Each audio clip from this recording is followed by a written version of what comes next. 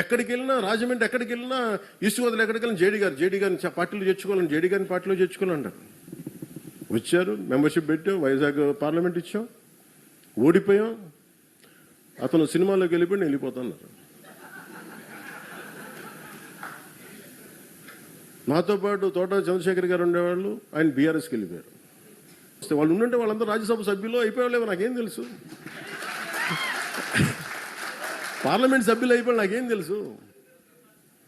ఇవన్నీ వదిలేసి నా పక్కన ఆయన నిలబడితే కూర్చోబెట్టి మనోహర్ గారు సాగు కొడతా ఉంటారు నన్ను కూర్చోబెట్టి. నేను మీకు ఈరోజు చెప్తున్నా, నన్ను విమర్శించే కాపు నాయకులందరికీ నేను మనోహర్ గారిని పెట్టుకుంటా, మీరేం చేస్తారో చేసుకోండి. పవన్ కళ్యాణ్ ఇంతకాలం తర్వాత కుండ బద్దలు కొట్టాడు. ఈ మధ్యకాలంలో కాపు కులస్తులకి పవన్ కళ్యాణ్ ఏం చేయడం లేదు అనేటువంటి ప్రచారం చాలా ఎక్కువైంది. ఆ పేరు మీద పవన్ని టార్గెట్ చేయడం కూడా చాలా ఎక్కువైంది. దీని మీద పవన్ చాలా గట్టిగానే రియాక్ట్ అయ్యాడు. ఎంతకాలం మాట్లాడతారు ఒక్కొక్కళ్ళు? మీ గురించి చిట్టా విప్పలా, ఒక్కొక్కటి గురించి చెప్పాలా? నిన్న పార్టీ మీటింగ్లో స్పష్టంగా చెప్పాడు ఒక మాట, ఉంటే ఉండండి పోతే పోండి, కులం పేరు మీద మాట్లాడేవాళ్ళు అని ఓపెన్గానే అన్నాడు. ఇంకా స్పష్టంగా పేర్లు తీసుకుని మరీ చెప్పాడు. అదేంటంటే, నాదెండ్ల మనోహర్ని నా పక్కనే పెట్టుకుంటాను, మీరేం చేస్తారో చేసుకోండి అని కూడా ప్రకటించాడు. నన్ను విమర్శించే కాపు నాయకులందరికీ మనోహర్ గారిని పెట్టుకుంటా, మీరేం చేస్తారో చేసుకోండి. దాన్ని బట్టి పవన్ కళ్యాణ్ ఆగ్రహం ఎక్కడి నుంచి పెళ్లిబుకుతోందో అర్థం చేసుకోవచ్చు. అంటే నాదెండ్ల మనోహర్ని పక్కన పెట్టుకున్నాడు ఈయన అనేటువంటి విమర్శ ఒకటి. కాపు నాయకులు అని చెప్పుకునే వాళ్ళు ఎక్కువ చేసేది. పార్టీలో నాదెండ్ల మనోహర్కి చాలా ప్రాధాన్యత ఎక్కువ ఇస్తున్నాడు పవన్ కళ్యాణ్ అనేటువంటి కడుపు మంట, వ్యతిరేకత చాలా మందికి ఉంది. మనోహర్ గారు సాగు కొడతా ఉంటారు కూర్చోబెట్టి. నాదెండ్ల మనోహర్ గారు కమ్మ. ఆయన 2018లోనే జనసేనలో చేరాడు. 2019లో చాలా భారీ ఎత్తున జనసేన ఓడిపోయింది ఎన్నికల్లో. అయినా కూడా పార్టీని వీడి వెళ్ళలా, పవన్ కళ్యాణ్ని అంటిపెట్టుకునే ఉన్నాడు. దీన్నే ప్రస్తావించాడు పవన్ కళ్యాణ్. కులం పేరుతోటో మరొక పేరుతోటో వచ్చిన వాళ్ళు ఆ తర్వాత పార్టీని వీడి వెళ్ళిపోయారు అన్నాడు. వేరేస్ మనోహర్ అప్పటి నుంచి అంటిపెట్టుకునే ఉన్నాడు అని చెప్పి దీనికి ఎగ్జాంపుల్స్ ఇచ్చాడు. ఫస్ట్ ఎగ్జాంపుల్ జేడీ లక్ష్మీనారాయణ గారు. ఎక్కడికి వెళ్ళినా గోదావరి జిల్లాల్లో జేడీ లక్ష్మీనారాయణ గారిని పార్టీలో చేర్చుకోండి అని ఒకటే గొడవ చేసేవాళ్ళట పవన్ కళ్యాణ్ని. ఎక్కడికి వెళ్ళినా రాజమండ్రి, ఎక్కడికి వెళ్ళినా ఈస్ట్ గోదావరి ఎక్కడికి వెళ్ళినా జేడీ గారిని పార్టీలో చేర్చుకోవాలని, జేడీ గారిని పార్టీలో చేర్చుకోవాలంటారు. ఆయనకి మంచి పేరు కూడా ఉంది కాబట్టి ఆయన తీసుకున్నారు. తీసుకొని మనం వైజాగ్ టికెట్ కూడా ఇచ్చాము అన్నాడు. ఆ తర్వాత ఏమైందో అందరికీ తెలుసు. వైజాగ్లో ఓడిపోయిన తర్వాత ఆయన పార్టీని వదిలి వెళ్ళిపోయాడు 2018లో. తోటా చంద్రశేఖర్ కాపు వర్గానికి చెందినవాడే. సో తోటా చంద్రశేఖర్ చాలా కాలం పాటు పవన్ కళ్యాణ్కి అండగా ఉన్నాడు, పక్కన ఉన్నాడు. కానీ 2018లో ఓడిపోయిన తర్వాత ఆయన కూడా వెళ్ళిపోయి బీఆర్ఎస్లో చేరాడు. నేను గతంలో కూడా చెప్పాను, ఈ తోటా చంద్రశేఖర్ గారు వైసీపీ తరఫున, జనసేన తరఫున పోటీ చేసి ఓడిపోయారు. ఆయన ఉండుంటే అదే జనసేనలో మొన్న గెలిచేవాడు 2024లో. కానీ కరెక్ట్ టైంకి ఆయన వెళ్ళిపోయాడు. పవన్ కళ్యాణ్ కూడా అదే మాట అన్నాడు. ఇప్పుడు వాళ్ళు కనుక ఉండుంటే ఇప్పుడు ఏ రాజ్యసభ సభ్యులో, లోక్సభ సభ్యులో అయ్యుండేవాళ్ళు కదా అని. ఇంకొక పేరు కూడా తీసుకున్నాడు, లింగంనేని రమేష్. లింగంనేని రమేష్ అని ఆయన విజయవాడలో పెద్ద బిజినెస్ పర్సన్, పెద్ద వ్యాపారవేత్త. ఆయన చాలా కాలంగా పవన్ కళ్యాణ్కి సన్నిహితంగా ఉన్నాడు. ఇప్పుడు రాజ్యసభ టికెట్ జనసేన పార్టీ నుంచి లింగంనేని రమేష్ గారు రావచ్చు అనేటువంటి చర్చ జరుగుతోంది. దీని మీద కూడా చాలా ఏమనాలి, వ్యతిరేకత లేక కడుపుమంట వ్యక్తమవుతోంది. ఎందుకు? లింగంనేని రమేష్ కూడా కమ్మ కులానికి చెందినవాడు.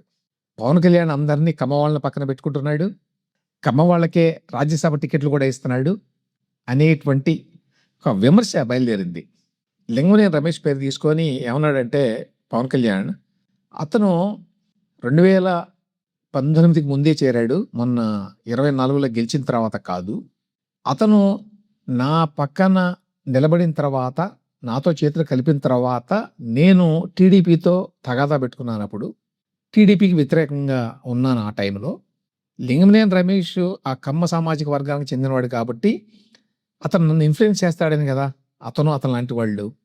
అతను ఇన్ఫ్లుయెన్స్ చేసి ఉంటే మరి ఏ విధంగా నేను తెలుగుదేశానికి వ్యతిరేకంగా ఉన్నాను ఆ రోజు అని పాయింట్అవుట్ చేశాడు. అయినా మీరు ఇప్పుడు లింగంనేని రమేష్ని పక్కన కూర్చోబెట్టుకుంటే విమర్శిస్తారు అని కూడా అన్నాడు. ఇన్ఫ్యాక్ట్ లింగమనేని రమేష్ ద్వారానే జనసేన పార్టీ ఇప్పుడు మంగళగిరిలో ఉన్నటువంటి ఆఫీసు స్థలాన్ని కొన్నది. చాలా తక్కువ రేటుకి ఇచ్చారని చెప్తారు. ఎంతవరకు నిజమో తెలియదు కానీ, ఏమైనప్పటికీ లింగమనేని రమేష్ అనే ఆయన పవన్కి సన్నిహితుడు.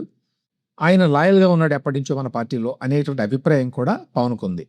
సో పవన్ రైజ్ చేసినటువంటి పాయింట్ ఏమిటంటే, ఇట్లా పక్కన నిలబడిన వాళ్ళకి కాకుండా, ఎంతో కాలం నుంచి అండగా ఉన్న వాళ్ళకి కాకుండా వేరే వాళ్ళకి ఇవ్వాలా నేను పదవులు, టికెట్లు ఇట్లాంటివన్నీ. అయినా కూడా కాపు కులానికి చెందినటువంటి ఎమ్మెల్యేలు కూడా ఉన్నారు చాలామంది, వాళ్ళు ఉంటారు మిగతా వాళ్ళతో పాటు అన్నట్టుగా మాట్లాడాడు. ఈ మధ్య ఏం జరిగిందంటే, ఈ పదవులు రాలేదనేటువంటి అసంతృప్తి వల్ల విజయం జనసేన, లేకపోతే టీడీపీతో పుత్రం ఉండటం ఇష్టం లేకను, ఇంకా వైసీపీ ప్రభావం వల్ల తెలియదు కానీ, టీడీపీతో ప్రస్తుతం నడుస్తున్నటువంటి ఈ సుహృద్భావ వాతావరణాన్ని చెడగొట్టాలి, ఈ పొత్తుని చెడగొట్టాలి అనేటువంటి ఒక ప్రయత్నం అయితే జరుగుతోంది. ఈ మధ్య నాగేశ్వర గారు చేసిన కామెంట్లను కూడా చాలామంది ఆ నేపథ్యం నుంచే చూస్తున్నారు. అంటే పవన్ కళ్యాణ్ చంద్రబాబుని నమ్మకూడదు, జగన్ నమ్మొచ్చు అనేటువంటి ఐడియాని చొప్పించడానికి ఒక ప్రయత్నం జరిగింది అనేది చాలామంది భావం. మొత్తంగా ఏమిటంటే, కాపులు పవన్ కళ్యాణ్ వెనకే ఉన్నారు, అందులో సందేహం లేదు. అయితే వాళ్ళల్లో అసంతృప్తిని ప్రేరేపించి వైసీపీకి దగ్గరగా తీసుకెళ్ళాలి అనేటువంటి ప్రయత్నం జరుగుతోంది. ఈ నేపథ్యంలో ఈ కాపు కులానికి చెందినటువంటి కొంతమంది విశ్లేషకుల పేరుతోటి, లేకపోతే చోటా మోటా నాయకులు అని చెప్పుకొని పవన్ మీద విరుచుకుపడుతున్నారు. సోషల్ మీడియాలో ఈ మధ్యకాలంలో చాలా ఎక్కువైంది. వాటికి యాక్చువల్గా నేనటి మీటింగ్లో పవన్ రియాక్ట్ అయింది. వాళ్ళకి గట్టిగానే వార్నింగ్ ఇచ్చాడు పవన్. దాంతో పాటుగా ఒక మాట అన్నాడు. ఏంటంటే, అసలు కులం పేరు మీద సీఎం అవ్వచ్చు అని చెప్పి అనుకుంటే, ఈ కాపు కులం నుంచి మాట్లాడుతున్న వాళ్ళు ఎవరైతే ఉన్నారో వాళ్ళు ఎవరో ఒకరిని ఎంపిక చేసుకొని కులం నుంచి వీళ్ళే సీఎం క్యాండిడేట్ అని చెప్పి గెలిపించుకోండి, చూద్దాం, మీరు గెలిపిస్తే నేను కూడా అభినందనలు తెలుపుతాను వాళ్ళకి అని అన్నాడు. అంటే అది జరగని విషయం అనేది ఆయన ఉద్దేశం. మీరందరూ కులాల చట్టాల్లో కూరుకుపోకండి. కులం అనే సామాజిక సత్యాన్ని గుర్తించండి, మతం తాలూకు గౌరవాన్ని పాటించండి, మీ మతాలను ఆరాధించండి, ఎదుటి మతాన్ని గౌరవించండి, చట్టాలను గౌరవించండి. అంతేగాని కూర్చోబెట్టి మనమే వైలేట్ చేసి మనమే తిట్టేసుకొని ఇంకా సమాజాన్ని విడగొట్టిన చండాలం చాలు, ఇంక కలపడం మీద దృష్టి పెట్టండి. దాంతోపాటు ప్రాక్టికల్గా, ప్రాగ్మాటిక్గా, పొలిటికల్గా ఆలోచిస్తే కులం ప్రాతిపదికన ఏ రాజకీయ పార్టీ కూడా అధికారాన్ని చేపట్టలేదు. మనం జనరల్గా విమర్శించవచ్చు, వైసీపీ అంటే రెడ్ల పార్టీ, టీడీపీ అంటే కమ్మవాళ్ళ పార్టీ అని. ఆ జనరల్ క్రిటిసిజం ఉంటుంది ఎప్పుడు. కానీ ఆ రెండు పార్టీలు కూడా ఆ రెడ్లకే ప్రాధాన్యం ఇచ్చి, కమ్మవాళ్ళకే ప్రాధాన్యం ఇచ్చి వాళ్ళ రాజకీయాలు చేయవు. ఆ విషయంలో ఆయా పార్టీల నాయకులకి చాలా క్లారిటీ ఉంటుంది. అదే రకమైన క్లారిటీ ఇప్పుడు పవన్ కళ్యాణ్ కూడా ఉంది, లేక వచ్చింది. ఖచ్చితంగా జనసేనకి కాపులే పెద్ద ఎత్తున మద్దతు పలుకుతారు. ఏ విధంగానైతే వైసీపీకి రెడ్డి కులంలో మంచి మద్దతు ఉందో, టీడీపీకి కమ్మ కులంలో మద్దతు ఉందో అదే విధంగా. అయితే దాని గురించి పదే పదే మాట్లాడడం కానీ, ఫలానా కులందే ఈ పార్టీ అనేటువంటి అభిప్రాయాన్ని కలిగించడం కానీ ఏ సీరియస్ పొలిటికల్ పార్టీ కూడా చేయదు. మనం కూడా అట్లా చేయకూడదు అనేది పవన్ కళ్యాణ్ చెప్తున్నటువంటి మాట.